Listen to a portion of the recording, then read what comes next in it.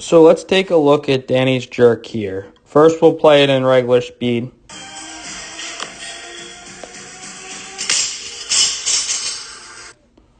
So she's made a couple of adjustments before I had her. She wasn't recovering front foot first. That was one thing that she's successfully corrected. We're going to look at a little piece here that I see.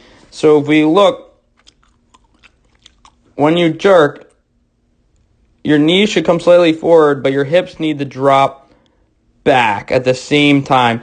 We see when she goes, she pulls a little bit forward like that.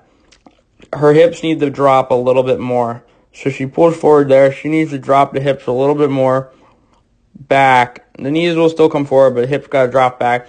That'll make it a little bit better. That's one thing I noticed. That's a pretty small point. Then up here, she drives. She drives pretty hard. Let's see if that's good.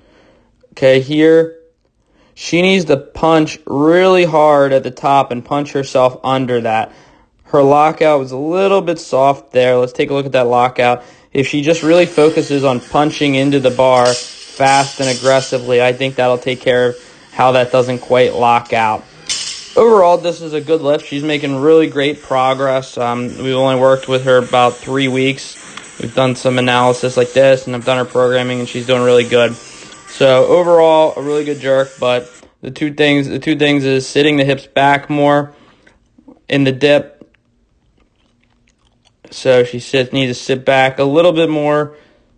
Take a look at this one. See, so we see she come forward where she needs to be sitting a little more back in that dip. So she comes forward like that. She needs to sit the hips back, kind of sit down a little bit more. Okay, here kind of you see that.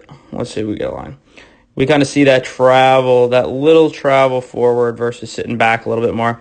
Then the other thing is her just has to really punch hard and punch into the bar there.